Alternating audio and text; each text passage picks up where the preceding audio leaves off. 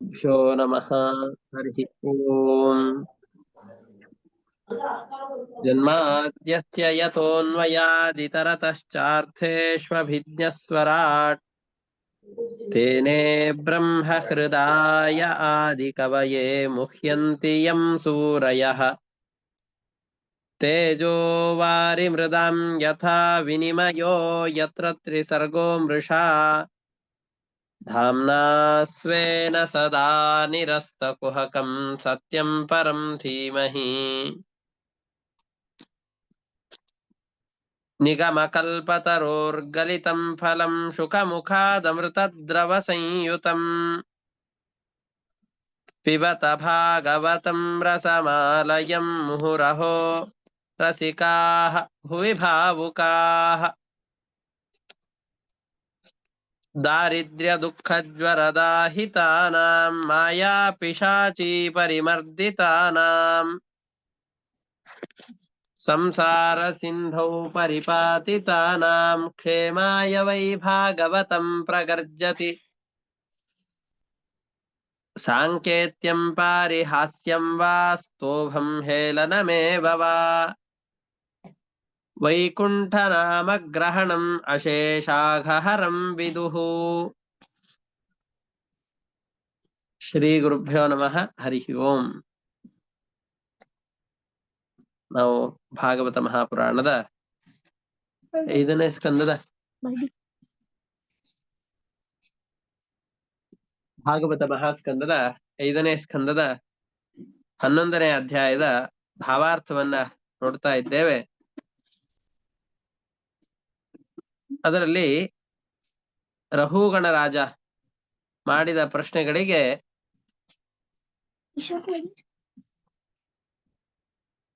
ರಹುಗಣ ಮಾಡಿದಂತಹ ಪ್ರಶ್ನೆಗಳಿಗೆ ಉತ್ತರವನ್ನ ಕೇಳ್ತಾ ಇದ್ದಾರೆ. ಉತ್ತರವನ್ನ ಕೊಡ್ತಾ ಇದ್ದಾರೆ ಜಡಭರತ. ನಮ್ಮ ಎಲ್ಲ ದುಃಖಗಳಿಗೂ ಸುಖಕ್ಕೂ ಕೂಡ ಕಾರಣನಾದವನು ಪರಮಾತ್ಮನೇ ಹೊರತಾಗಿ ಸ್ವತಂತ್ರರು ನಾವಲ್ಲ. ಹಾಗಾದ್ರೆ ಸುಖ ದುಃಖಗಳು ನಮಗೆ ಯಾಕೆ ಆಗ್ತಾ ಇದೆ, ಆಗ್ಬಾರ್ದಲ್ವಾ ಅನ್ನುವ ಪ್ರಶ್ನೆಗಳಿಗೆ ಉತ್ತರವನ್ನ ಕೊಟ್ರು. ಮನಸ್ಸು ನಮ್ಮ ಎಲ್ಲ ಇಂದ್ರಿಯಗಳ ಹತೋಟಿಯನ್ನ ಕಳೆದು ನಮಗೆ ದುಃಖವಾಗುವ ಹಾಗೆ ಮಾಡುತ್ತೆ. ಹಾಗಾಗಿ ಹತೋಟಿಯಲ್ಲಿಲ್ಲದೆ ಇರುವಂತಹ ಮನಸ್ಸೇ ನಮ್ಮ ಈ ದುಃಖಾದಿಗಳಿಗೆ ಕಾರಣವಾದಂತಹದ್ದು. ಮನಸ್ಸಿನ ಹತೋಟಿಯನ್ನ ತಂದುಕೊಂಡ್ವಿ ಅಂತಾದ್ರೆ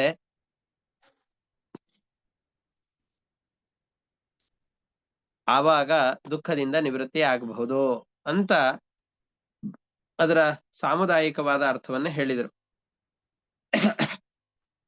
ಇದರಲ್ಲಿ 13ನೇ ಶ್ಲೋಕ 11ನೇ ಅಧ್ಯಾಯದಲ್ಲಿ ಕ್ಷೇತ್ರಜ್ಞ ಆತ್ಮ ಪುರುಷಃ ಪುರಾಣಃ ಸಾಕ್ಷಾತ್ ಸ್ವಯಂ ಜ್ಯೋತಿರಜಃ ಪರೇಶಃ ನಾರಾಯಣೋ ಭಗವಾನ್ ವಾಸುದೇವಃ ಸ್ವಮಾಯಯಾತ್ಮನ್ ವ್ಯವಧೀಯಮಾನಃ.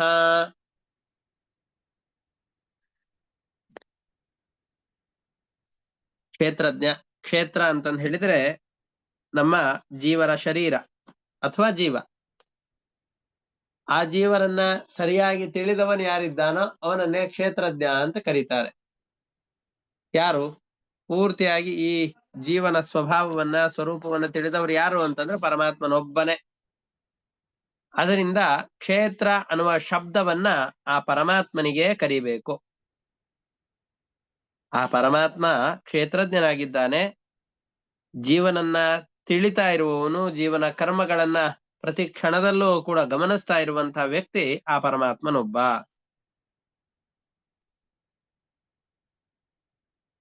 ಅವನು ಯಾಕೆ ಇಷ್ಟೆಲ್ಲ ಸಾಮರ್ಥ್ಯವನ್ನು ಪಡೆದಿದ್ದಾನೆ?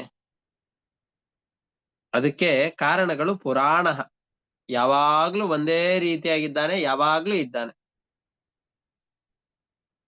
ಜೀವನ ಶರೀರದಲ್ಲಿದ್ದಾನೆ. ಜೀವ ಹೇಗೆ ಅಜ್ಞಾನಿಯೋ ಅದರಂತೆ ಪರಮಾತ್ಮ ಅಜ್ಞಾನಿಯಲ್ಲ. ನಾರಾಯಣೋ ಭಗವಾನ್ ವಾಸುದೇವ ಸ್ವಮಾಯಯ ಆತ್ಮನ್ ವ್ಯವಧೀಯಮಾನಃ. ಜನನರಹಿತನಾಗಿದ್ದಾನೆ. ಈ ಪರಮಾತ್ಮನ ಹೊರತು ಮತ್ತೊಬ್ಬ ಜೀವರಿಗೆ ನಿಯಾಮಕರಾದಂತಹ ವ್ಯಕ್ತಿಗಳಿಲ್ಲ. ಇಷ್ಟಾದಾಗ ನಮ್ಮೆಲ್ಲರಲ್ಲಿ ಒಂದು ಪ್ರಶ್ನೆ ಬರುತ್ತೆ, ಹಾಗಾದ್ರೆ ಜೀವರಲ್ಲಿ ನಿಂತು ನಿಯಮನ ಮಾಡ್ತಾ ಇದ್ದಾನೆ ಅವನು ಅಂತಾದರೆ, ಮನೆ ಬೆಂಕಿಯಲ್ಲಿ ಸುಟ್ಟು ಬೆಂದು ಹೋಗ್ತಾ ಇದೆ ಅಂತಂದ್ರೆ ಆ ಮನೆಯ ಒಳಗಡೆಯಲ್ಲಿರುವ ಪದಾರ್ಥಗಳು ಕೂಡ ಬೆಂಕಿಗೆ ಆಹುತಿಯಾಗಿ ಹೋಗ್ಬಿಡತ್ತೆ. ಎಷ್ಟೇ ಬೆಲೆ ಬಾಳುವ ವಸ್ತುಗಳಿದ್ರೂ ಕೂಡ ಆ ಬೆಂಕಿಗೆ ಆಹುತಿಯಾಗಿ ಹೋಗ್ಬಿಡತ್ತೆ ಮನೆಯಲ್ಲಿರುವ ಎಲ್ಲ ಪದಾರ್ಥಗಳು. ಅದರಂತೆ ಪರಮಾತ್ಮನೂ ಕೂಡ ಒಂದು ವೇಳೆ ಈ ಜೀವನ ಶರೀರದ ಒಳಗಡೆಯಲ್ಲಿ ನಿಂತು ಅದಕ್ಕೆ ಕರ್ಮಗಳನ್ನ ಮಾಡಿಸಿ, ಕರ್ಮಗಳಿಗೆ ಅನುಗುಣವಾದಂತಹ ಪಾಪ ಪುಣ್ಯಾದಿಗಳನ್ನ ಮಾಡಿಸಿ ಫಲವನ್ನು ಕೊಡ್ತಾ ಇದ್ದಾನೆ ಅಂತಾದರೆ, ಮನೆಯ ಒಳಗಡೆಯಲ್ಲಿರುವಂತಹ ವಸ್ತುಗಳೆಲ್ಲ ಸುಟ್ಟಂತೆ ಈ ಪರಮಾತ್ಮನಿಗೂ ಈ ಜೀವನ ನಾಶವಾದಾಗ ನಾಶ ಆಗಬೇಕಲ್ಲ, ಶರೀರದ ನಾಶ ಪ್ರಯುಕ್ತವಾಗಿ ದುಃಖಾದಿಗಳಾಗಬೇಕಲ್ಲ. ಅಥವಾ ಇನ್ನೊಂದು ಸ್ಪಷ್ಟವಾದ ದೃಷ್ಟಾಂತ ಅಂತಂದ್ರೆ, ಒಂದು ಪಾತ್ರೆಯನ್ನ ಹಾಕಿ ಅದನ್ನು ಹೊರಗಡೆಯಿಂದ ಬಿಸಿ ಮಾಡಿದಾಗ ಒಳಗಡೆಯಲ್ಲಿರುವ ನೀರೂ ಬಿಸಿ ಆಗತ್ತೆ, ಅಕ್ಕಿಯೂ ಕೂಡ ಬೇಯತ್ತೆ. ಅದರಂತೆ ಈ ಶರೀರವೆಂಬ ಪಾತ್ರೆಯ ಒಳಗಡೆಯಲ್ಲಿ ಪರಮಾತ್ಮನೂ ಇದ್ದಾನೆ. ಅದರಂತೆ ಜೀವರು ಇದ್ದಾರೆ ಅಂತಾದರೆ, ಜೀವರಿಗೆ ಆ ಪಾಪಾದಿಗಳ ಸಂಪರ್ಕ ದುಃಖಾದಿಗಳೆಲ್ಲದರ ಅನುಭವವಾಗುತ್ತದೆ ಅಂತಾದಾಗ ಪರಮಾತ್ಮನಿಗೆ ಯಾಕೆ ಆಗಲಾರದು? ಪರಮಾತ್ಮನಿಗೂ ಇವುಗಳಿಂದ ದುಃಖಾದಿಗಳಾಗಬೇಕಲ್ವಾ ಅಂತ ಪ್ರಶ್ನೆ ಬಂದ್ರೆ, ಅದಕ್ಕೆ ಉತ್ತರವನ್ನು ಕೊಡ್ತಾ ಇದ್ದಾರೆ. ಈ ಪಾಪಾದಿಗಳ ಸಂಬಂಧ ಯಾರಿಗೆ? ದುಃಖಾದಿಗಳೆಲ್ಲ ಯಾರಿಗೆ? ಜೈಲಿನಲ್ಲಿ ಜೈಲರ್ ಇರ್ತಾರೆ, ಖೈದಿಗಳಿಗೆ ಚೆನ್ನಾಗಿ ಶಿಕ್ಷೆಯನ್ನು ಕೊಡ್ತಾರೆ, ಅವರು ಶಿಕ್ಷೆಯನ್ನು ಅನುಭವಿಸುವಂತೆ ಮಾಡ್ತಾರೆ. ಜೈಲರ್ ದುಃಖ ಪಡ್ತಾ ಇರ್ತಾನೋ ಸುಖವಾಗಿರ್ತಾನೋ? ಸುಖವಾಗೇ ಇರ್ತಾನೆ. ಯಾಕೆ ಅಂತಂದ್ರೆ ಅದು ಅವನ ಕರ್ತವ್ಯ. ಅವನು ತಪ್ಪು ಮಾಡಿದ್ರಿಂದ ಒಳಗಡೆ ಬಂದವನಲ್ಲ, ನಿಯಾಮಕನಾಗಿ ಬಂದವನಷ್ಟೆ. ಅದರಂತೆ ಜೀವರು ಕೂಡ ಆ ಜೈಲಿನಲ್ಲಿರುವಂತಹ ಖೈದಿಗಳಂತೆ. ಇವನು ಜೈಲರ್ ಇದ್ದ ಹಾಗೆ ಪರಮಾತ್ಮ ಒಳಗಡೆಯಲ್ಲಿ ನಿಂತು ಪ್ರೇರಣೆ ಮಾಡ್ತಾ ಇದ್ದಾನೆ. ಅದರಿಂದ ಅವನಿಗೆ ದುಃಖಾದಿಗಳಾಗೋದಿಲ್ಲ. ಒಂದು ಅಷ್ಟೇ ಅಲ್ಲದೇನೆ, ನಮಗೆ ಈ ಶರೀರದಲ್ಲಿ ಆಗುವ ವಿಕಾರಗಳಿಂದ ದುಃಖಗಳೋ ಸುಖಗಳೋ ಇವೆಲ್ಲವೂ ಆಗತ್ತೆ. ಯಾಕೆ? ಶರೀರಕ್ಕೆ ಯಾರೋ ಚುಚ್ಚಿದ್ರು, ಹೊಡೆದ್ರು, ಆ ಕಾರಣದಿಂದಲೇ ನಮಗೆ ದುಃಖಾದಿಗಳು ಉಂಟಾಗೋದೆ. ಶರೀರಕ್ಕೆ ಯಾರೋ ಚುಚ್ಚುತ್ತಾ ಇದ್ದಾರೆ, ಹೊಡಿತಾ ಇದ್ದಾರೆ, ಅದಕ್ಕೆ ದುಃಖವಾಗತ್ತೆ ಅಂತಂದು ಹೇಳಿದ್ರೆ ಇನ್ನೊಬ್ಬ ಶರೀರಕ್ಕೆ ಏನಾದ್ರೂ ತೊಂದರೆ ಆದ್ರೂ ಆಗಬೇಕು, ಆಗೋದಿಲ್ಲ. ನಮ್ಮ ಮನೆಯ ಮಗು ಹೊರಗಡೆ ಆಟವಾಡ್ಲಿಕ್ಕೆ ಅಂತ ಹೋಗಿರುತ್ತೆ, ಜೋರಾಗಿ ಅಳುವ ಶಬ್ದ ಕೇಳತ್ತೆ, ಮನಸ್ಸಿಗೆ ಕಸಿವಿಸಿ ಆಯ್ತು. ಹೋಗಿ ನೋಡಿದೆವು, ನಮ್ಮ ಮಗು ಅಳ್ತಾ ಇದೆಯೇ, ಆತಂಕವಾಯ್ತು. ಹೋಗಿ ನೋಡಿದಾಗ ಬಿದ್ದದ್ದು ಬೇರೆಯವರ ಮಗು, ಅಳ್ತಾ ಇರುವ ಮಗು ನಮ್ಮದಲ್ಲ ಅಂತ ಗೊತ್ತಾಯ್ತು. ಉಸ್ಸಪ್ಪ ಅಂತ ಬಂದ್ವಿ. ನಮ್ಮ ಆತಂಕವೆಲ್ಲ ದೂರವಾಯಿತು. ನೋವಾಗಿದ್ದ ಹೌದೋ ಅಲ್ವೋ? ಆಗಿದೆ. ಹಾಗಾದ್ರೆ ನಮಗೆ ದುಃಖವೇ ಯಾಕಾಗ್ಲಿಲ್ಲ? ನಮ್ಮ ಮಗು ಬಿದ್ದಾಗ ನಮ್ಮ ಮನಸ್ಸಿನಲ್ಲಿ ಆತಂಕವಾದದ್ದು ಯಾವುದಕ್ಕೋಸ್ಕರ? ಹಾಗಾದ್ರೆ ನಮ್ಮ ಆತಂಕಕ್ಕೆ, ನಮ್ಮ ದುಃಖಗಳಿಗೆ ಕಾರಣವಾದದ್ದು ಯಾವುದು? ಈ ತರಹದ್ದೇ ಮತ್ತೊಂದು ಘಟನೆ. ಅಭಿಮಾನವಿದೆ. ಪ್ರತಿನಿತ್ಯದಲ್ಲಿ ದಿನಪತ್ರಿಕೆಗಳಲ್ಲಿ, ನ್ಯೂಸ್ ಅಲ್ಲಿ ಸಾವಿರಾರು ಜನ ಸಾಯುವ ಸುದ್ದಿಯನ್ನ ಕೇಳ್ತಾ ಇರ್ತೇವೆ, ಹುಟ್ಟಿದ ಸುದ್ದಿಗಳನ್ನ ಕೇಳ್ತಾ ಇರ್ತೇವೆ, ಯಾರಿಗೋ ಧನ ಸಂಪತ್ತು ಬಂದದ್ದನ್ನ ಕೇಳ್ತಾ ಇರ್ತೇವೆ, ಯಾರಿಗೋ ಎಲ್ಲವೂ ನಷ್ಟವಾಗಿ ಹೋದದ್ದನ್ನ ಕೇಳ್ತಾ ಇರ್ತೇವೆ.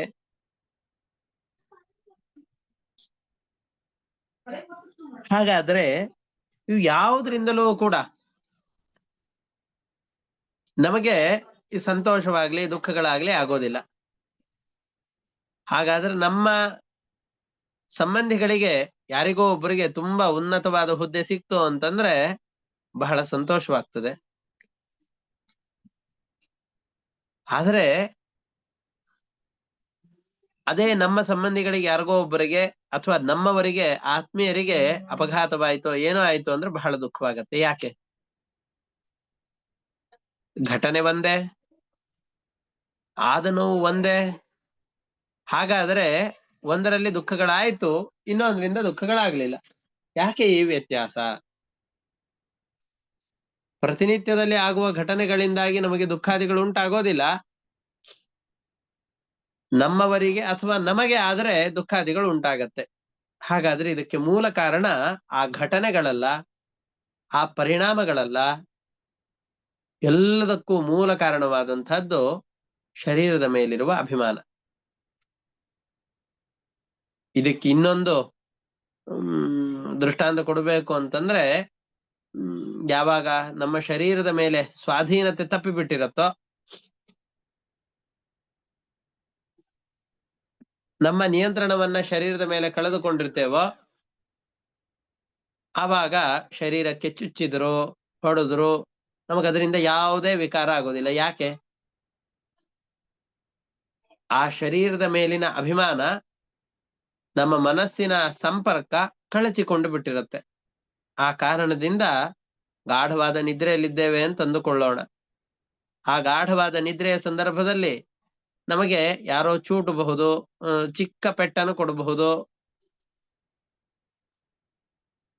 ಸ್ವಲ್ಪ ಮಟ್ಟಿನ ಬಿಸಿಯನ್ನ ತಾಕಿಸಬಹುದು. ನಮಗಿದರಿಂದ ನೋವಾಗೋದು ಅಥವಾ ಸಂತೋಷವಾಗೋದು ಏನೂ ಆಗೋದಿಲ್ಲ. ಯಾಕೆ? ಯಾಕೆ ಅಂತಂದ್ರೆ ಶರೀರದ ಮೇಲಿನ ಅಭಿಮಾನವನ್ನು ನಾವು ಆವಾಗ ಬಿಟ್ಟಿರ್ತೇವೆ, ಕಳಚಿಕೊಂಡಿರ್ತೇವೆ. ಹಾಗೆಯೇ ನಮಗೆ ಈಗ ಸುಖ ದುಃಖಾದಿಗಳೆಲ್ಲ ಆಗಲಿಕ್ಕೆ ಕಾರಣ ಏನು ಅಂತಂದ್ರೆ ನಮಗೆ ನಮ್ಮ ಶರೀರದ ಮೇಲಿರುವ, ನಮ್ಮವರ ಮೇಲಿರುವ ಅತಿಯಾದ ಅಭಿಮಾನ. ಇದೆಲ್ಲ ಅಭಿಮಾನ ಇರಲೇಬೇಕು. ಬಹಳ ದೋಷ ಅಂತ ನಾವು ಹೇಳ್ತಾ ಇದ್ದೇವೆ. ಅತಿಯಾದ ಅಭಿಮಾನ ದೋಷವೇ. ಆದ್ರೆ ಅಲ್ಪವಾದಂತ ಅಭಿಮಾನ ಬೇಕೇ ಬೇಕು. ಇಲ್ಲ ಅಂತಂದ್ರೆ ತಾಯಿಯಾದವಳು ಮಗುವಿನ ಮೇಲಿದು ನನ್ನದು ಅನ್ನುವ ಅಭಿಮಾನವನ್ನು ಬಿಟ್ಬಿಟ್ಲು ಅಂತಂದ್ರೆ ಆ ಮಗು ಬೆಳೆಯೋದು ಹೇಗೆ? ತಂದೆ ತಾಯಿಗಳಿಗೆ ಇದು ನನ್ನದು ಅನ್ನುವ ಅಭಿಮಾನ ಇಲ್ಲ ಅಂತಾದ್ರೆ ಆ ಮಕ್ಕಳನ್ನ ಜೋಪಾನವಾಗಿ ಪಾಲಿಸೋದು ಹೇಗೆ? ಆ ಪಾಲನೆ ಆಗ್ಲಿ ಅಥವಾ ಗುರುಗಳು ಇವು ನನ್ನ ಶಿಷ್ಯರು ಅನ್ನುವ ಭಾವನೆ ಇಲ್ಲ ಅಂತಾದರೆ, ಶಿಷ್ಯರಿಗೆ ಇವರು ನಮ್ಮ ಗುರುಗಳು ಅನ್ನುವ ಭಾವನೆ ಇಲ್ಲ ಅಂತಂದ್ರೆ ಆ ಪ್ರೀತಿ ಬಂದು ಸರಿಯಾದ ತತ್ವೋಪದೇಶವಾದ್ರೂ ನಡೀಲಿಕ್ಕೆ ಹೇಗೆ ಸಾಧ್ಯ? ಲೋಕದ ಎಲ್ಲ ವ್ಯವಹಾರಗಳಿಗೂ ಕೂಡ ಕಾರಣವಾದದ್ದು ಯಾವುದು ಅಂತಂದ್ರೆ ಅಭಿಮಾನವೇ.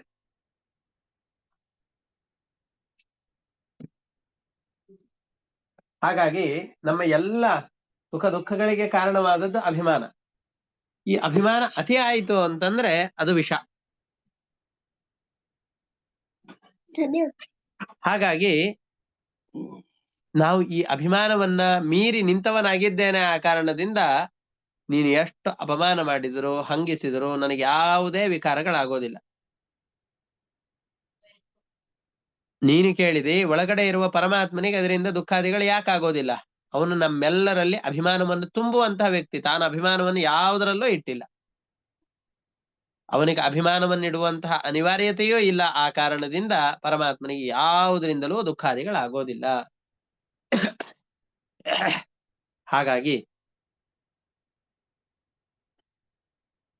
ಪರಮಾತ್ಮನಿಗೆ ಜೀವರಲ್ಲಿದ್ದು ನಿಯಮನವನ್ನ ಮಾಡ್ತಾ ಇದ್ರೂ ಕೂಡ ಅದರಿಂದ ಆಗುವ ದುಃಖಾದಿಗಳೆಲ್ಲ ಆಗಬೇಕು ಎಂಬಂತಹ ನಿಯಮವಿಲ್ಲ ಅಂತ ಹೇಳ್ತಾ ಇದ್ದಾರೆ.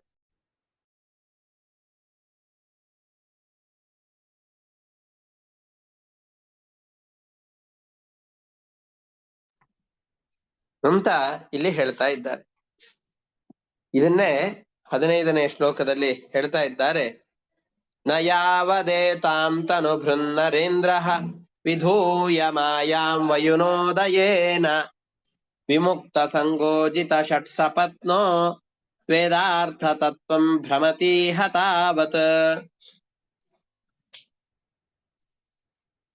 ಎಲ್ಲಿಯವರೆಗೆ ಮೋಕ್ಷ ಯೋಗ್ಯನಾದಂತಹ ಜೀವಿಯಾಗಿದ್ದು ಸಾಧನೆಯನ್ನು ಮಾಡಿಕೊಳ್ಳಿಕ್ಕೆ ಬೇಕಾದಷ್ಟು ಅವಕಾಶವಿರುವಂತಹ ಜೀವನಾಗಿದ್ದುಕೊಂಡು ಎಲ್ಲಿವರೆಗೂ ಈ ವೈಷಯಿಕವಾದ ದೇಹ ಸಂಬಂಧದಿಂದ ಬಂದಂತಹ ವಸ್ತುಗಳಲ್ಲಿ ಸ್ವಾಮಿತ್ವವನ್ನು ಇಟ್ಟುಕೊಂಡು ಈ ದೇಹ ಇರುವವರೆಗೂ ಮಾತ್ರ ನನ್ನದು ಅಂತ ಹೇಳಿಕ್ಕೆ ಸಾಧ್ಯವಾದಂತಹ ಯಾವ ವಸ್ತುಗಳು ಅಂತಿರತ್ತೋ, ಮನೆ, ಮಡದಿ, ಮಕ್ಕಳು, ನಾವು ಗಳಿಸಿಟ್ಟಂತಹ ಐಹಿಕವಾದಂತಹ ಭೌತಿಕವಾದ ಪದಾರ್ಥಗಳು, ಸಂಪತ್ತು, ಇವೆಲ್ಲವೂ ಕೂಡ ಶರೀರದ ಸಂಪರ್ಕ ಇರುವವರೆಗೆ ಮಾತ್ರ ನಮ್ಮದು ಅಂತ ಅನ್ನಿಸಿಕೊಂಡಂತಹದ್ದು. ಒಂದೇ ನಿಮಿಷ.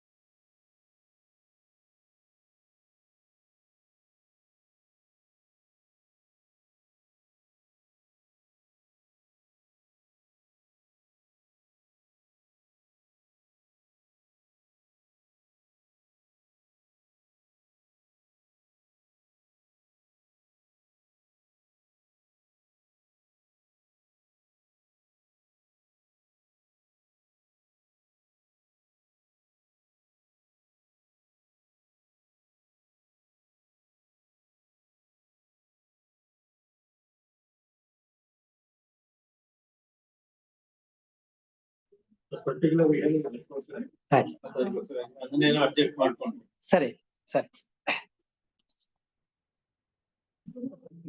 ಈ ರೀತಿಯಾಗಿ ಎಲ್ಲಿಯವರೆಗೂ ಮೋಕ್ಷ ಯೋಗ್ಯನಾದಂತಹ ಜೀವ ಈ ನಾನು ನನ್ನದು ಅನ್ನುವಂತಹ ಅಭಿಮಾನವನ್ನ ಕಳೆದುಕೊಳ್ಳೋದಿಲ್ವೋ, ಅತಿಯಾದಂತಹ ಅಭಿಮಾನವನ್ನ ಅದರ ಮೇಲೆ ಗಳಿಸಿಕೊಂಡಿರ್ತಾನೋ,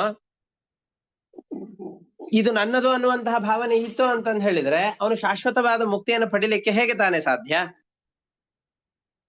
ಹಾಗಾಗಿ ಈ ನನ್ನಲ್ಲಿರುವಂತಹ ಕರ್ತೃತ್ವ ಸ್ವಾಭಾವಿಕವಾದಂತಹದ್ದು, ನನಗೀ ಸಂಪತ್ತುಗಳ ಏನು ಸಂಪರ್ಕ ನನಗಾಗಿದೆಯೋ ಇವೆಲ್ಲವನ್ನ ನಾನು ಯಾವಾಗ್ಲೂ ಇಟ್ಟುಕೊಂಡೇ ಇರ್ತೇನೆ. ಅಥವಾ ಇದಕ್ಕೆ ವಿಪರೀತವಾಗಿಯೇ ಇರಬಹುದು, ನನಗೆ ಆದಂತಹ ದುಃಖಾದಿಗಳಾಗಿರಬಹುದು, ಮತ್ತೆ ಈ ರೋಗಗಳಾಗಿರಬಹುದು, ರುಜಿನಗಳಾಗಿರಬಹುದು, ಇವು ಶಾಶ್ವತವಾಗಿರತ್ತೆ, ನನಗ್ ಬಂದಂತಹ ದುಃಖಗಳು ಕೂಡ ಶಾಶ್ವತವಾಗಿರುತ್ತೆ ಅಂತ ಯಾವ ವ್ಯಕ್ತಿ ತಿಳಿದುಕೊಂಡಿರ್ತಾನೋ, ಇದು ನನಗೆ ಬಂದಿರುವಂತಹ ದುಃಖಗಳು ಶಾಶ್ವತವಾಗಿರುವಂತಹದ್ದು ಅಂತ ಯಾರು ತಿಳಿದುಕೊಂಡಿರ್ತಾನೋ ಅಂತಹ ವ್ಯಕ್ತಿ ಪರಮಾತ್ಮನನ್ನ ಕಾಣ್ಲಿಕ್ಕೆ ಸಾಧ್ಯ ಇಲ್ಲ.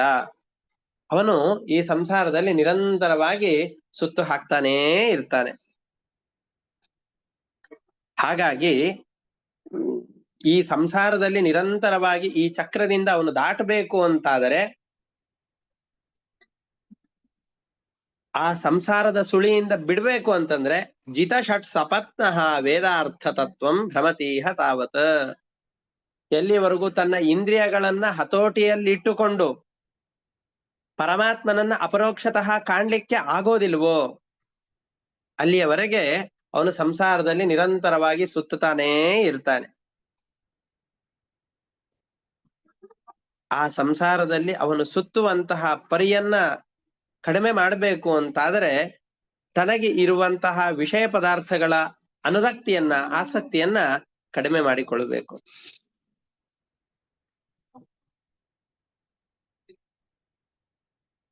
ಹಾಗಾದ್ರೆ ನಮಗೀಗ ಬಿಟ್ಕೊಳ್ಳಿಕ್ ಸಾಧ್ಯವೋ? ಇಲ್ಲ. ನಮ್ಮಂಥವರಿಗೆ ಅಲ್ಲ ಇದು. ನಾವೆಲ್ಲ ಸಂಸಾರದಲ್ಲಿ ಇದ್ದು ಇರದಂತಿರಬೇಕು ಅಷ್ಟೆ. ಈ ಪೂರ್ತಿ ವಿರಕ್ತರಾಗಿ ನಾವು ಹಂಗೆ ಎದ್ದು ಹೋಗ್ಬಿಡೋಣ ಆ ಥರ ಅಲ್ಲ. ಎಲ್ಲವನ್ನ ಅನುಭವಿಸಿ ಸಂಘವನ್ನ ಬಿಡಬೇಕು ಅಷ್ಟೆ. ಅಪರೋಕ್ಷ ಜ್ಞಾನಿಗಳಿಗೂ ಕೂಡ ಮನಸ್ಸು ಸ್ವಲ್ಪ ಪ್ರಾರಬ್ಧಕರ. ಈ ಫ್ಯಾನು ಆರಿಸಿದ ತಕ್ಷಣನೇ ನಿಂತು ಬಿಡೋದಿಲ್ಲ. ಆರಿಸಿ ಆದ್ಮೇಲೂ ಕೂಡ ಒಂದಿಷ್ಟು ಹೊತ್ತು ಸುತ್ತಾನೇ ಇರತ್ತೆ. ಸುತ್ತಿ ಸುತ್ತಿ ಸುತ್ತಿ ಸುತ್ತಿ ಕೊನೆಗೆ ನಿಧಾನವಾಗಿ ತನ್ನ ಸುತ್ತುವಿಕೆಯನ್ನ ಕಡಿಮೆ ಮಾಡುತ್ತೆ. ಅದರಂತೆ ಈ ಪ್ರಾರಬ್ಧ ಕರ್ಮವನ್ನು ಕಳೆದ ನಂತರದಲ್ಲೂ ಕೂಡ ಜೀವ ಮತ್ತೆ ಮತ್ತೆ ಸ್ವಲ್ಪ ವಿಷಯ ಪದಾರ್ಥಗಳ ಕಡೆಯಲ್ಲಿ ಸಂಚಾರ ಮಾಡ್ತಾ ಇರ್ತಾನೆ. ನಮ್ಮಂತವ್ರಿಗಲ್ಲ, ಅಪರೋಕ್ಷ ಜ್ಞಾನಿಗಳಿಗೂ ಕೂಡ. ನಾವು ದೇವತೆಗಳೆಲ್ಲ ಈ ತರ ಮಾಡಿದ್ರು, ದಕ್ಷ ಪ್ರಜಾಪತಿಯ ಕಥೆಯನ್ನು ಕೇಳಿದ್ದೇವೆ, ಅವರೆಲ್ಲ ಅಪರೋಕ್ಷ ಜ್ಞಾನಿಗಳು. ಅಂತಹವರಿಗೆ ಈ ತರದ ವ್ಯತ್ಯಾಸಗಳೆಲ್ಲ ಆಗತ್ತೆ ಅಂತಾದಾಗ ನಾವು ಯೋಚನೆ ಮಾಡಬೇಕು, ಈ ರಾಗ ದ್ವೇಷ ಲೋಭ ವೈರಗಳು ಇವೆಲ್ಲದಕ್ಕೂ ಕೂಡ ಕಾರಣವಾದಂತಹದ್ದು ಮನಸ್ಸು.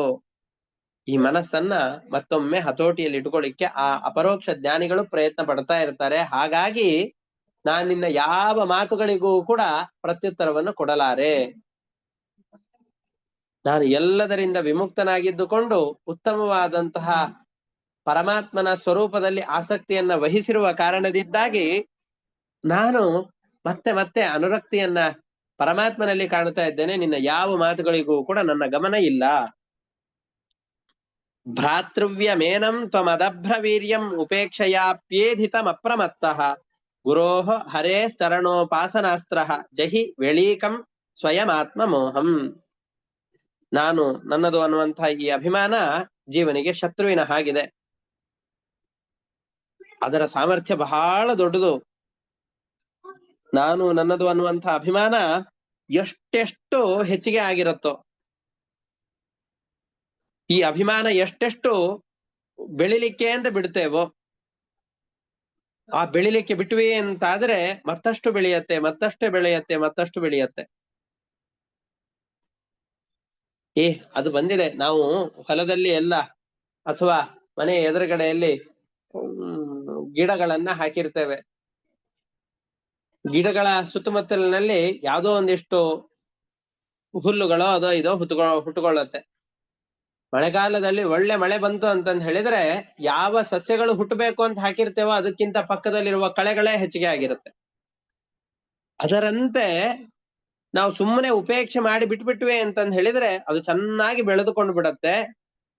ಬೆಳೆದುಕೊಂಡು ಆ ಇರುವಂತಹ ಸತ್ವ ಏನಿದೆಯೋ ಆ ಸಸ್ಯಗಳೆಲ್ಲವನ್ನು ಕೂಡ ಭೂಮಿ ನುಂಗು ಹಾಕುವಂತೆ, ಪಕ್ಕದಲ್ಲಿ ಬೆಳೆದಂತಹ ಕೆಟ್ಟ ಸಸ್ಯಗಳೆಲ್ಲ ನುಂಗಿ ಹಾಕುವಂತೆ ಜೀವನ, ಈ ಮನಸ್ಸು ಹತೋಟಿಯಲ್ಲಿಲ್ಲದೆ ಇರುವಂತಹ ಮನಸ್ಸು ವಿಷಯ ಪದಾರ್ಥಗಳ ಕಡೆಯಲ್ಲಿ ಆಸಕ್ತವಾಗಿದ್ದುಕೊಂಡು ಕೆಟ್ಟ ಯೋಚನೆಗಳು ಮನಸ್ಸಿಗೆ ಬರುವ ಹಾಗೆ ಮಾಡಿ ಒಳ್ಳೆ ಯೋಚನೆಗಳು ಮನಸ್ಸಿನಿಂದ ದೂರವಾಗುವ ಹಾಗೆ ಮಾಡುತ್ತೆ.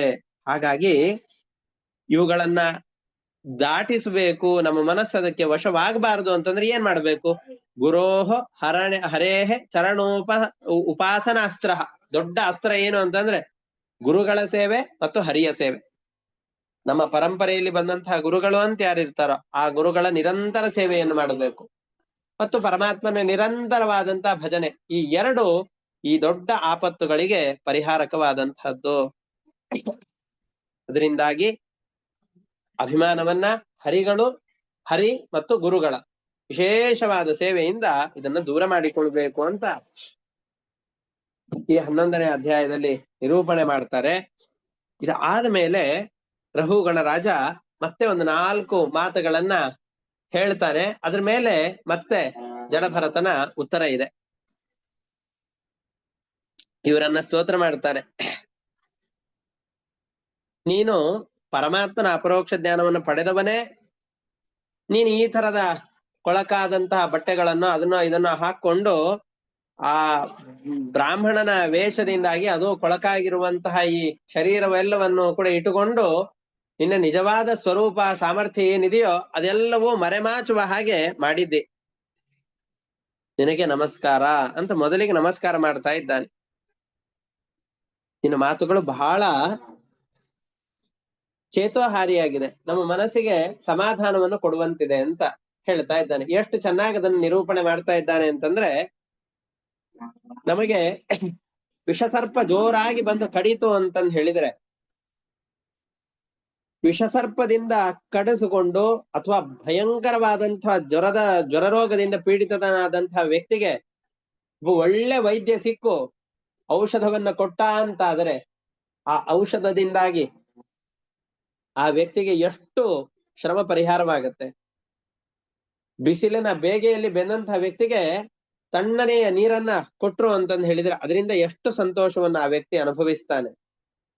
ಅದರಂತೆ ಈ ದೇಹಾಭಿಮಾನ, ನನ್ನ ದೇಹ, ಈ ದೇಹವನ್ನ ಶಾಶ್ವತವಾಗಿ ನಾನು ರಕ್ಷಣೆ ಮಾಡ್ಬೇಕು. ಈ ಸುಂದರವಾದ ದೇಹ ಇದೆ, ದಷ್ಟಪುಷ್ಟವಾದ ದೇಹ ಇದೆ, ಈ ದೇಹದ ರಕ್ಷಣೆಯನ್ನ ಎಂತಾದ್ರೂ ಮಾಡ್ಬೇಕು. ಈ ದೇಹಕ್ಕೆ ಚೆನ್ನಾಗಿರುವಂತಹ ವಸ್ತುಗಳನ್ನ ಹಾಕಬೇಕು, ಚೆನ್ನಾಗಿ ಅಲಂಕಾರ ಮಾಡ್ಬೇಕು, ದೇಹದ ಪೋಷಣೆಯನ್ನು ಮಾಡ್ಬೇಕು, ಈ ದೇಹಕ್ಕೆ ಸಂಬಂಧಪಟ್ಟಂತಹ ವ್ಯಕ್ತಿಗಳ ಪೋಷಣೆಯನ್ನು ಮಾಡ್ಬೇಕು ಅಂತ ನಿರಂತರವಾದಂತಹ ಪ್ರಯತ್ನವನ್ನು ಮಾಡ್ತಾ ಇದ್ದೆ.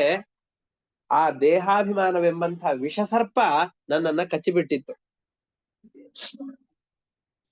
ಆ ದೇಹಾಭಿಮಾನವೆಂಬಂತಹ ದೊಡ್ಡ ವಿಷಸರ್ಪದ ಕಡಿತವನ್ನ ದೂರ ಮಾಡುವಂತಹ ದೊಡ್ಡ ಸಂಪತ್ತು ಯಾವುದು ಅಂತಂದು ಹೇಳಿದ್ರೆ ನೀನು ಕೊಟ್ಟಂತಹ ಈ ತತ್ವೋಪದೇಶವೆಂಬಂತಹ ಅಮೃತ.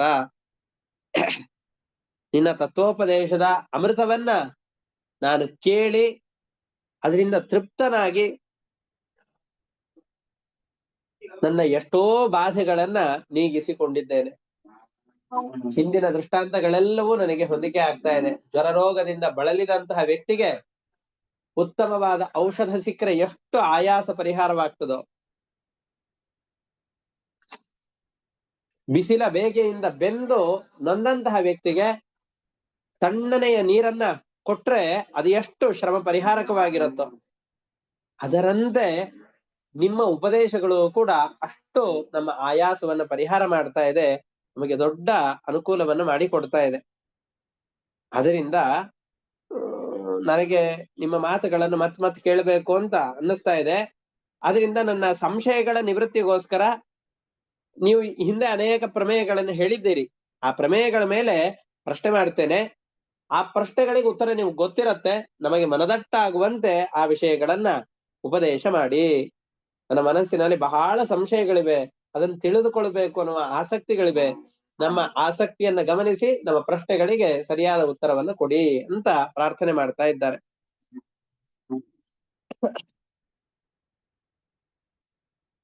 ನೀನು ಹಿಂದೆ ಹೇಳಿದಂತಹ ಒಂದು ಪ್ರಶ್ನೆಯಲ್ಲಿ ಉತ್ತರದಲ್ಲಿ ಒಂದು ಪ್ರಶ್ನೆ ಇದೆ. ಜೀವನಿಗೆ ಕರ್ತೃತ್ವ ಇದೆ ಅನ್ನೋ ವಿಷಯದಲ್ಲಿ ಬಹಳ ಸಂದೇಹ ಇದೆ. ಜೀವ ಸ್ವತಂತ್ರವಾಗಿ ಯಾವ ಕೆಲಸಗಳನ್ನಾದ್ರೂ ಮಾಡ್ತಾನೆ ಅಂತ ನೀನು ಹೇಳಿದೆ ಅಂತಾದ್ರೆ ಆ ವಿಷಯದಲ್ಲಿ ನನ್ನ ಮನಸ್ಸಿನಲ್ಲಿ ಬಹಳ ದೊಡ್ಡ ಸಂದೇಹ ಬಂದ್ಬಿಡತ್ತೆ. ಜೀವನಿಗೆ ಸ್ವತಂತ್ರವಾಗಿ ಏನನ್ನಾದ್ರೂ ಮಾಡ್ಲಿಕ್ಕೆ ಸಾಧ್ಯತೆ ಇದೆಯೇ? ಏನನ್ನು ಮಾಡ್ಲಿಕ್ಕೆ ಆಗೋದಿಲ್ಲಲ್ಲ ಜೀವನಿಗೆ. ಎಷ್ಟು ಪ್ರಯತ್ನ ಪಟ್ಟರೂ ಕೂಡ ನಮ್ಮ ಪ್ರಯತ್ನ ನಿಷ್ಫಲವಾಗಿ ಹೋಗತ್ತೆ ಅಂತ ಅನಿಸತ್ತೆ. ಕೆಲವೊಮ್ಮೆ ನಮ್ಮ ಪ್ರಯತ್ನದಿಂದಾಗಿ ಕಾರ್ಯವನ್ನು ಸಾಧಿಸಿ ನಾವು ಗುರಿಯನ್ನು ಮುಟ್ಟಿದ್ದೇವೆ ಅಂತ ಸುಖವನ್ನು ಅನುಭವಿಸೋದು ಕಂಡಿದೆ. ಹಾಗಾಗಿ ನಮ್ಮ ಕರ್ಮಗಳಿಂದಾಗಿ ಫಲಗಳ ಪ್ರಾಪ್ತಿ ಆಗ್ತಾ ಇರೋದು ಇವೆಲ್ಲವನ್ನು ನೋಡಿದಾಗ ಕರ್ತೃತ್ವ ಇದೆ ಅಂತ ನಮಗ್ ಗೊತ್ತಾಗ್ತಾ ಇದೆ. ನಾವು ಕೆಲಸಗಳನ್ನು ಮಾಡ್ತಾ ಇದ್ದೇವೆ ಅನ್ನುವ ಅನುಭವ ಬರ್ತಾ ಇದೆ. ಹಾಗಿದ್ರು ನಮ್ಮಲ್ಲಿ ಕರ್ತೃತ್ವವಿಲ್ಲ ಅಂತ ಹೇಳ್ತಾ ಇದ್ದಿ, ಇದು ಹೇಗೆ ಕೂಡತ್ತೆ? ಎಲ್ಲವೂ ಪರಮಾತ್ಮ ಮಾಡ್ತಾ ಇದ್ದಾನೆ. ಇದು ದೊಡ್ಡ ಅನರ್ಥಕ್ಕೆ ಕಾರಣ. ಏನು ಮಾಡಿದ್ರು ಪರಮಾತ್ಮ ಮಾಡಿಸ್ತಾ ಇದ್ದಾನೆ. ಹೋಗೋದು, ಇನ್ನೊಬ್ಬರ ತಲೆಯನ್ನು ಒಡೆಯೋದು, ಇನ್ನೊಬ್ಬರ ಮನೆ ಬೀಗವನ್ನು ಒಡೆಯೋದು, ಸಂಪತ್ತನ್ನು ದೋಚೋದೇ ನಾನು ಮಾಡಿದ್ದಲ್ಲ, ಪರಮಾತ್ಮ ಮಾಡಿದ್ದಾನೆ. ಮಾಡಿದ ಪರಮಾತ್ಮನಿಗೆ ಶಿಕ್ಷೆ ಕೊಡಿ, ನಾನು ಮಾಡಿದ್ದಲ್ಲ ಅಂತ ಜಾರಿಕೊಳ್ಳಲಿಕ್ಕೆ ಬಹಳ ಅವಕಾಶವಿದೆ. ಇಂತಹ ಪ್ರಮೇಯಗಳನ್ನು ನೀವು ಹೇಳಿದ್ದಿ.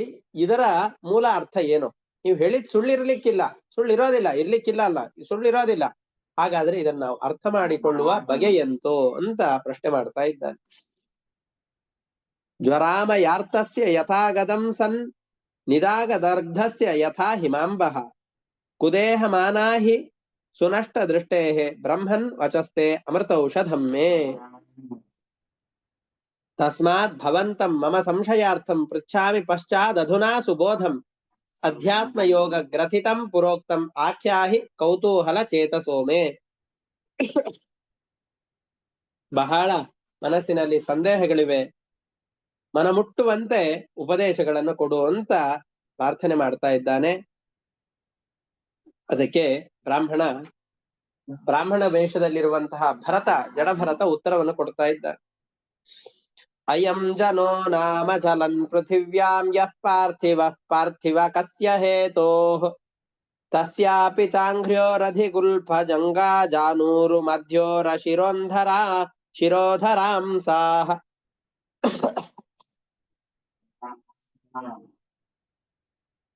ನಮ್ಮಲ್ಲಿ ಕರ್ತೃತ್ವ ಇಲ್ಲ ಅಂತ ಹೇಳ್ತಾ ಇಲ್ಲ. ಮುಖ್ಯವಾಗಿ ಕರ್ತೃ ಆದವನು ಪರಮಾತ್ಮ. ಇಲ್ಲಿ ಅನೇಕ ಶ್ಲೋಕಗಳಲ್ಲಿ ಒಂದೇ ವಿಷಯವನ್ನು ಪ್ರತಿಪಾದನೆ ಮಾಡ್ತಾರೆ. ಅದನ್ನ ಒಂದು ಸಾರ ಭಾಗವನ್ನ ತೆಗೆದು ಇಲ್ಲಿ ವಿವರಣೆ ಮಾಡ್ತೇನೆ. ನಾವೆಲ್ಲರೂ ಕರ್ತೃಗಳು. ಈಗ ಮನೆಯಲ್ಲಿ ಯಾವುದೋ ಒಂದು ದೊಡ್ಡ ಸಮಾರಂಭವಾಗ್ತಾ ಇದೆ ಅಂತ ಅಂದುಕೊಳ್ಳೋಣ. ಈ ಕೊಪ್ಪಳದಲ್ಲಿ ಒಂದು ದೊಡ್ಡ ಜಾತ್ರೆ ಆಗ್ತಾ ಇದೆ, ಗವಿಸಿದ್ದೇಶ್ವರ ಜಾತ್ರೆ ಅಂತ. ಲಕ್ಷ ಲಕ್ಷ ಗಟ್ಲೆ ಜನ ಸೇರ್ತಾ ಇದ್ದಾರೆ. ಉತ್ತರ ಪ್ರದೇಶದಲ್ಲಿ ಕುಂಭಮೇಳ ಆಗ್ತಾ ಇದೆ. 46 ದಿವಸಗಳಷ್ಟು ಕಾಲ, 43 ದಿವಸಗಳಷ್ಟು ಕಾಲ, ಒಂದು ಮಂಡಲಗಳ ಕಾಲ ಭವ್ಯವಾದಂತಹ ಕುಂಭಮೇಳವಾಗತ್ತೆ. ಕೋಟಿ ಕೋಟಿ ಜನ ಅಲ್ಲಿ ಸೇರ್ತಾರೆ. ಇಷ್ಟು ವ್ಯವಸ್ಥೆಯನ್ನು ಮಾಡಿದವರು ಯಾರು? ಇಷ್ಟು ವ್ಯವಸ್ಥೆಯನ್ನು ಮಾಡಿದವರು ಯಾರು ಅಂತ ಕೇಳಿದರೆ, ಆ ಚಿಕ್ಕ ಯಾವುದೋ ಒಂದು ಪ್ರದೇಶಕ್ಕೆ ಬಂದು ಕೇಳಿದರೆ ಈ ಜಾಗದ ವ್ಯವಸ್ಥೆಯನ್ನು ಮಾಡಿದವರು ಯಾರು ಅಂತಂದ್ರೆ, ಆ ಒಂದು 2 ಬೀದಿಗಳ ನಿಯಂತ್ರಣವನ್ನು ಮಾಡುವ ವ್ಯಕ್ತಿಯನ್ನ ಇವನು ಮಾಡಿದ್ದಾನೆ ಅಂತ ಹೇಳ್ತಾರೆ. ಇನ್ನೊಂದು ಬೀದಿ, 2 ಬೀದಿಗಳಲ್ಲ, ಆ ನಗರದ ವ್ಯವಸ್ಥೆಯನ್ನು ಮಾಡಿದವರು ಯಾರು? ಅಥವಾ ಅದರಲ್ಲೇ ಅನೇಕ, ಒಂದು ಊರು ಅಂತ ಆದ್ರೆ ಅನೇಕ ನಗರಗಳಿರುತ್ತೆ. ಈ ನಗರದ ವ್ಯವಸ್ಥೆ ಯಾರು? ಒಂದೊಂದು ನಗರಕ್ಕೂ ಒಂದೊಂದು ಭಾಗಕ್ಕೂ ಕೂಡ ಪೂರ್ವ, ಪಶ್ಚಿಮ, ಉತ್ತರ, ದಕ್ಷಿಣ ಅಂತ ವಿಭಾಗಗಳನ್ನು ಮಾಡಿಕೊಂಡು, ಅದರಲ್ಲಿ ಮತ್ತೆ ದಿಕ್ಕುಗಳನ್ನು ಮಾಡಿಕೊಂಡು ಅವುಗಳ ವಿಭಾಗವನ್ನು ಮಾಡಿರ್ತಾರೆ. ಆ ವಿಭಾಗಗಳನ್ನು ಮಾಡಿಕೊಂಡು ಇವುಗಳಿಗೆ ಕರ್ತೃ ಆದವನು ಇವನು. ಇದನ್ನ ವ್ಯವಸ್ಥೆಯನ್ನು ನಿರ್ವಹಣೆ ಮಾಡ್ತಾ ಇರೋದು ಇವನು. ಇಡೀ ಜಿಲ್ಲೆಯ ಉಸ್ತುವಾರಿ ಯಾರು? ಅದಕ್ಕೆ ಯಾರೋ ಒಬ್ಬ ದೊಡ್ಡ ಅಧಿಕಾರಿಯನ್ನೋ ಕಲೆಕ್ಟರ್ ಅನ್ನೋ ಇವರು ಈ ಇಡೀ ಜಿಲ್ಲೆಯ ವ್ಯವಸ್ಥೆಯನ್ನು ಮಾಡ್ತಾ ಇರೋರು ಅಂತ ಹೇಳ್ತಾರೆ. ಕೆಳಗಡೆಯವರು ಹೌದೋ ಅಲ್ವೋ? ಹೌದು. ಅದ್ರ ಮೇಲ್ಗಡೆ ನಗರ ನಿರ್ವಹಣೆಯನ್ನು ಮಾಡ್ತಾ ಇರೋನು ಮಾಡ್ತಾನೋ ಇಲ್ವೋ? ಹೌದು, ಅವನು ಮಾಡ್ತಾರೆ. ಅದರ ಮೇಲಿನ ವ್ಯಕ್ತಿ ಮಾಡ್ತಾರೋ ಇಲ್ವೋ? ಅವರೂ ಮಾಡ್ತಾರೆ. ಅದರ ಮೇಲಿನ ವ್ಯಕ್ತಿಗಳು ಕೂಡ ಮಾಡ್ತಾರೆ, ಎಲ್ಲರೂ ಮಾಡ್ತಾರೆ. ಆದರೆ ಮುಖ್ಯವಾಗಿ ಮಾಡುವವನು ಯಾರು? ಇವ್ರು ಯಾರು ಅಲ್ಲ, ಮುಖ್ಯಮಂತ್ರಿಗಳು ಯೋಗಿ ಆದಿತ್ಯನಾಥ್ ಅವ್ರು ಮಾಡ್ತಾ ಇದ್ದಾರೆ ಅಂತ ಆ ರಾಜ್ಯದ ಜನ ಹೇಳ್ತಾರೆ. ಆ ರಾಜ್ಯದ ಜನ ಯೋಗಿಯವರು ಮಾಡ್ತಾರೆ ಅಂತ ಹೇಳಿದರೆ, ವಿದೇಶದ ಜನರೆಲ್ಲ ಏನ್ ಹೇಳ್ತಾರೆ? ಇಲ್ಲ, ಭಾರತದಲ್ಲಿ ಮೋದಿ ಅವರ ಸರ್ಕಾರದಲ್ಲಿ ಈ ರಾಜ್ಯದಲ್ಲಿ ಇಷ್ಟೆಲ್ಲ ವ್ಯವಸ್ಥೆ ಆಗ್ತಾ ಇದೆ ಅಂತ ಅವನ ಹೆಸರನ್ನು ಹೇಳ್ತಾರೆ. ಹಾಗಾದ್ರೆ ವ್ಯವಸ್ಥೆ ಮಾಡಿದವರು ಯಾರು? ಕೈ ಕಾಲುಗಳು, ಈ ಒಂದೊಂದು ಬೀದಿಯ ವ್ಯವಸ್ಥೆಯನ್ನು ಮಾಡಿದವನು ಹೌದು, ಆ ನಗರಗಳ ವ್ಯವಸ್ಥೆಯನ್ನು ಮಾಡಿದವನು ಹೌದು, ಇಡೀ ಊರಿನ ವ್ಯವಸ್ಥೆಯನ್ನು ಮಾಡಿದವನು ಹೌದು, ಕಲೆಕ್ಟರ್ ಹೌದು, ಜಿಲ್ಲೆಯ ಉಸ್ತುವಾರಿಯನ್ನು ವಹಿಸಿಕೊಂಡವನು, ರಾಜ್ಯದ ಮುಖ್ಯಮಂತ್ರಿಯೂ ಹೌದು, ಗೃಹ ಮಂತ್ರಿಯೂ ಹೌದು, ಪ್ರಧಾನಮಂತ್ರಿಯೂ ಹೌದು. ಯಾರಲ್ಲಿ ಈ ಶಬ್ದವನ್ನು ಮುಖ್ಯವಾಗಿ ಪ್ರಯೋಗ ಮಾಡ್ತೇವೆ, ಹೆಚ್ಚಿಗೆ ಯಾರಲ್ಲಿ ಅಧಿಕಾರ ಇದೆಯೋ ಅವರಲ್ಲಿ ಹೇಳುತ್ತೇವೆ. ನಾವು ನಡೀತಾ ಇದ್ದೇವೆ, ಯಾವ್ದ್ರ ಮೇಲೆ ನಡೀತಾ ಇದ್ದೇವೆ? ನೆಲದ ಮೇಲೆ ನಡೀತಾ ಇದ್ದೇವೆ. ಎಲ್ಲಿ ನಿಂತಿದ್ದೇವೆ? ನೆಲದ ಮೇಲೆ ನಿಂತಿದ್ದೇವೆ. ನಾವು ನೆಲದ ಮೇಲೆ ನಿಂತಿರೋದಾ? ನೆಲದ ಮೇಲೆ ಕಾಲುಗಳಿವೆ, ಕಾಲಿನ ಮೇಲೆ ಹಿಮ್ಮಡಿ ಇದೆ, ಹಿಮ್ಮಡಿ ಮೇಲೆ ಮೊಣಕಾಲಿದೆ, ಮೊಣಕಾಲುಗಳ ಮೇಲೆ ತೊಡೆ ಇದೆ, ತೊಡೆಗಳ ಮೇಲೆ ಸೊಂಟ ಇದೆ, ಸೊಂಟಗಳ ಮೇಲೆ ಎದೆ ಭಾಗ ಇದೆ.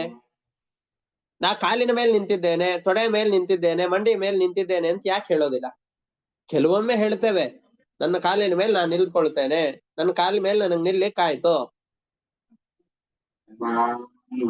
ಯಾವಾಗ್ಲೂ ಯಾಕೆ ಪ್ರಯೋಗ ಮಾಡೋದಿಲ್ಲ? ಯಾಕೆ ಅಂತಂದ್ರೆ ಮುಖ್ಯವಾದ ಆಶ್ರಯ ಯಾವುದು ನಮಗೆ? ನನಗೆ, ನಿನಗೆ, ಅವ್ರಿಗೆ, ಇವ್ರಿಗೆ ಎಲ್ಲರಿಗೂ ಆಶ್ರಯವಾದದ್ದು ಯಾವುದು? ಭೂಮಿ.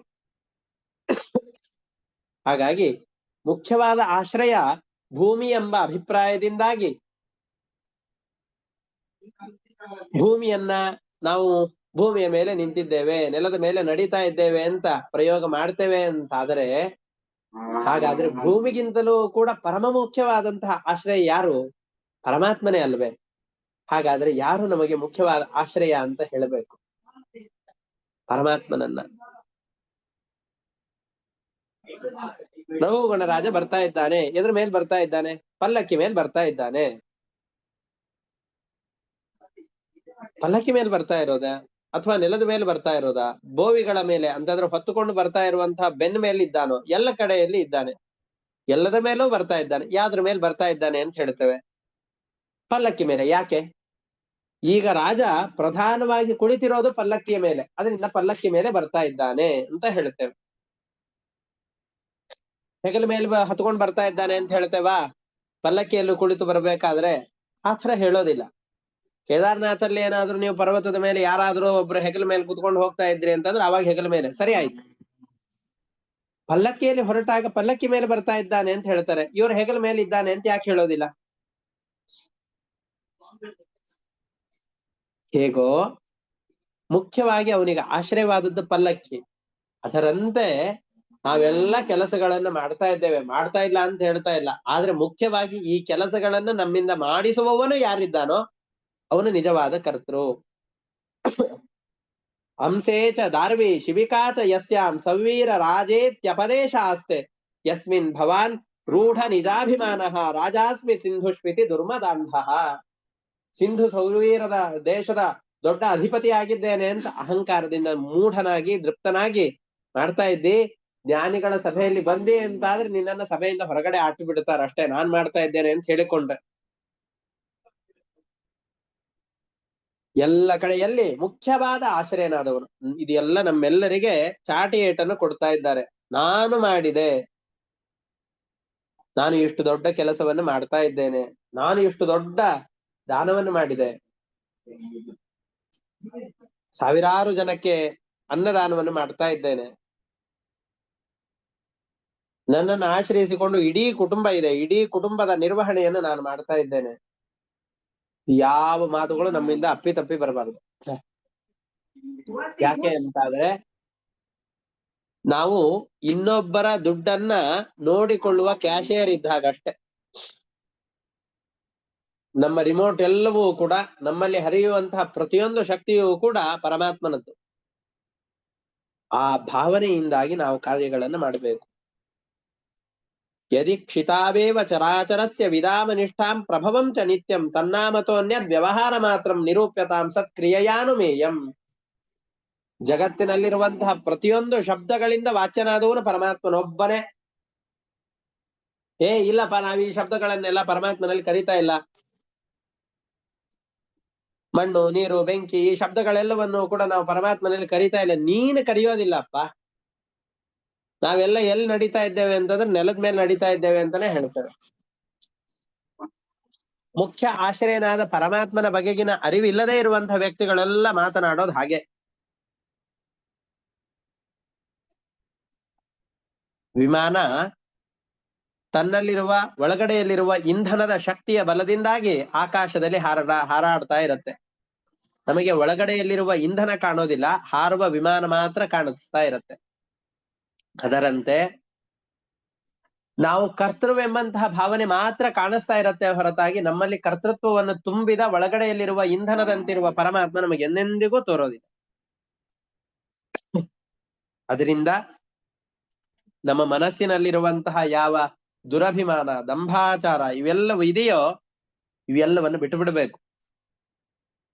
ನಮ್ಮ ಎಲ್ಲ ಕರ್ಮಗಳು ಕೂಡ ಭಗವಂತನ ಸಂಕಲ್ಪದ ಅಧೀನ. ಆದ್ದರಿಂದ ಎಲ್ಲರಿಗೂ ಆಶ್ರಯನಾದವನು ಪರಮಾತ್ಮ ಅಂತ ದೃಢವಾಗಿ ನಿಶ್ಚಯ ಮಾಡಿಕೊಳ್ಬೇಕು. ಇಡೀ ಜಗತ್ತು, ಎಷ್ಟೆಷ್ಟು ಜಗತ್ತು ನಮ್ಮ ಕಣ್ಣಿಗೆ ಕಾಣಿಸ್ತಾ ಇದೆನೋ, ಶಾಸ್ತ್ರಗಳಲ್ಲಿ ಪ್ರತಿಪಾದಿತವಾಗಿದೆಯೋ ಆ ಎಲ್ಲ ವಸ್ತುಗಳು ಕೂಡ ಎಲ್ಲ ದೇವತೆಗಳ ಅಧೀನ. ಆ ಎಲ್ಲ ದೇವತೆಗಳು ಕೂಡ ಬ್ರಹ್ಮನ ಅಧೀನರಾಗಿದ್ದಾರೆ. ಆ ಬ್ರಹ್ಮ ಲಕ್ಷ್ಮೀದೇವಿಯ ಅಧೀನನಾಗಿದ್ದಾನೆ, ಲಕ್ಷ್ಮೀದೇವಿ ಪರಮಾತ್ಮನ ಅಧೀನಳಾಗಿದ್ದಾಳೆ. ಹಾಗಾಗಿ ನಾವೆಲ್ಲ ಸ್ವತಂತ್ರವಾಗಿ ಮಾಡ್ತಾ ಇದ್ದೇವೆ ಅನ್ನುವ ಭಾವನೆಯನ್ನ ಮನಸ್ಸಿನಿಂದ ತೊಲಗಿಸು. ಪರಮಾತ್ಮನನ್ನ ಹೊರತುಪಡಿಸಿ ಬೇರೆ ಯಾರಿಗೂ ಕೂಡ ಸ್ವತಂತ್ರವಾದ ಕರ್ತೃತ್ವ ಇಲ್ಲ. ನಾವೆಲ್ಲ ಕೆಲಸಗಳನ್ನ ಮಾಡ್ತಾ ಇದ್ದೇವೆ, ಪರಮಾತ್ಮನ ಅಧೀನವಾಗಿ ಈ ಕರ್ಮಗಳನ್ನು ಮಾಡ್ತಾ ಇದ್ದೇವೆ ಅನ್ನೋ ಜ್ಞಾನವನ್ನ ಮನಸ್ಸಿನಲ್ಲಿ ದೃಢವಾಗಿ ನೆಲೆಯೂರಿಸು ಅಂತ ಇದರಲ್ಲಿ ಹೇಳ್ತಾ ಇದ್ದಾನೆ. ಇನ್ನು ಮುಂದೆ ಇಂತಹ ಪರಮಾತ್ಮನನ್ನೇ ಹೇಗೆ ಪಡೆಯೋದು, ಪರಮಾತ್ಮನಲ್ಲಿ ಭಕ್ತಿಯನ್ನು ಹುಟ್ಟಿಸಿಕೊಳ್ಳೋದು ಹೇಗೆ ಅನ್ನುವ ಪ್ರಶ್ನೆ ಮೂಡುತ್ತೆ. ಹೌದು, ಎಲ್ಲವೂ ಪರಮಾತ್ಮನ ಅಧೀನ, ಪರಮಾತ್ಮನಲ್ಲಿ ಭಕ್ತಿಯನ್ನು ಮಾಡಬೇಕು. ಭಕ್ತಿಯನ್ನು ಮಾಡ್ಲಿಕ್ಕೆ ಸಾಧನಗಳೇನು? ಸುಮ್ನೆ ಭಕ್ತಿ ಮಾಡ್ಬೇಕು ಅಂತಂದ್ರೆ ದೇವ್ರ ಫೋಟೋ ಎದುರುಗಡೆ ಕೂತ್ಕೊಂಡ್ರೆ ಭಕ್ತಿ ಎಲ್ಲ ಬರೋದಿಲ್ಲ. ಒಂದು 5 ನಿಮಿಷಗಳ ಕಾಲ ಏನೋ ಬಂದಿತ್ತು, ಆಮೇಲೆ ಮನಸ್ಸು ಎಲ್ಲೆಲ್ಲಯೋ ಹರಿದು ಹೋಗಿ ಬಿಡತ್ತೆ. ಆ ಮನಸ್ಸಿನ ನಿಶ್ಚಲತೆಗೆ ಏನ್ ಮಾಡ್ಬೇಕು? ಭಗವತ್ ತತ್ವನಿಷ್ಠೆ ನಮ್ಮಲ್ಲಿ ದೃಢವಾಗಿ ಬೇರೂರಬೇಕು ಅಂತಂದ್ರೆ ನಾವ್ ಏನ್ ಮಾಡಬೇಕು? ಅವುಗಳನ್ನ ಮತ್ತೆ ಅದ್ಭುತವಾದ ಶ್ಲೋಕಗಳಿಂದ ರಘುಗಣ ರಾಜನಿಗೆ ಉಪದೇಶಿಸಿ ತನ್ನ ಉಪದೇಶವನ್ನು ಮುಗಿಸ್ತಾನೆ. ಅದಕ್ಕೆ ಒಂದು ಒಳ್ಳೆ ದೃಷ್ಟಾಂತವನ್ನು ಕೊಡ್ತಾನೆ, ಕಥೆಯನ್ನ. ಆ ಕಥೆಯನ್ನ ಮತ್ತೆ ಮುಂದಿನ ಪಾಠದಲ್ಲಿ ನೋಡೋಣ ಅಂತ ಹೇಳ್ತಾ ಇವತ್ತಿನ ಪಾಠವನ್ನು ಇಷ್ಟು ಮುಕ್ತಾಯ ಮಾಡ್ತಾ ಇದ್ದೇನೆ. ಹರಯೇ ನಮಃ. ಶ್ರೀಕೃಷ್ಣ ಅರ್ಪಣಮಸ್ತು. ಅನೇನ ಭಾವಿ ಯತ್ ಪುಣ್ಯಂ ತೇನ ಪ್ರೀಣಾದು ಕೇಶವಃ. ಹರಯೇ ನಮಃ. ಶ್ರೀಕೃಷ್ಣ ಅರ್ಪಣಮಸ್ತು. ನಮಸ್ಕಾರ ಗುರುಗಳೇ.